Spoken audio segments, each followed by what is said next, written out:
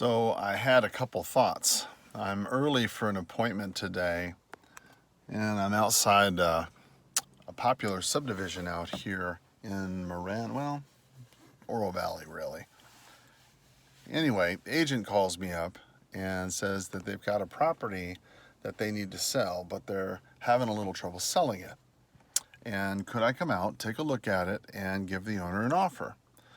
Now, a lot of agents are concerned because when they're working with an investor, there are a couple questions that they have. One of the biggest questions agents have when working with an investor is, are you going to get paid? The answer to that is yes. Of course you're going to get paid. I mean, that's the whole purpose of this. You have to understand that your client is paying you for representation. I'm a real estate broker myself. I've been a real estate agent and broker for over 23 years. And I understand fundamentally the value that you bring to the equation. You know, many times it's outside your control, the property not selling. You know, sometimes it takes an extra voice, another person to come in and say, you know, this is the reality of the market. And this is where an investor can come in handy. Now, a dispassionate, uninvolved person with real estate knowledge making an offer on an unwanted home can really benefit an agent in a couple different ways.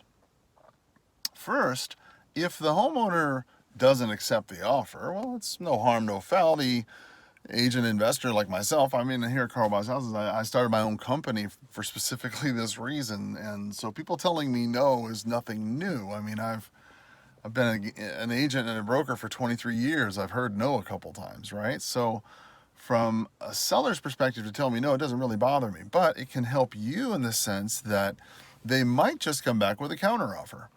If they come back with a counteroffer and it's something that I can't do, well, then it's definitely advantageous for you as an agent because then you can reduce the price. You know, if you know from experience that this is what they're willing to take, and you can say, well, gosh, you know, if you're willing to sell it to Karl for that price and Karl's not willing to buy it, well, gosh, why don't we just reduce the price to blah, blah, blah and sell it to somebody else, Joe Schmuckatelli or whatever, right? Another advantage, I think, of working with an agent who's also an investor, if you're an agent yourself, if you got a listing or a pocket listing, is that we all have to work underneath the code of ethics. You know, when you're working with other investors like OfferUp or Zillow Offers or some of these other places that are not agents, they're under no obligation whatsoever to treat you with that same level of professional respect that the code of ethics implies that you're going to have to treat your fellow agents with, right? So if you bring a customer or a client to me that you're trying to help, you know, you have a fiduciary responsibility to your client, and I understand that. And likewise, I'm going to respect your fiduciary responsibility.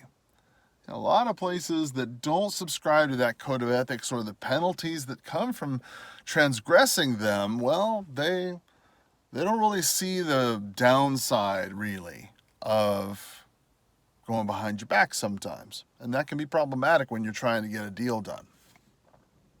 I think third, and perhaps maybe the most advantageous reason why a real estate agent would want to call an investing realtor like me here at Karl Houses is that just like you, I'm committed to getting the closing done in an expeditious manner.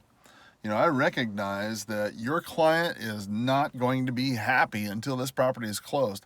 You can go on the MLS. My number is 8552. It's an old number, but look it up, 8552. You can see from my listing and sales record, I've been in town for a long time. I've bought and sold over 500 homes here in town, and I know how important it is to you to get your customer's home closed and closed on time without any hassles.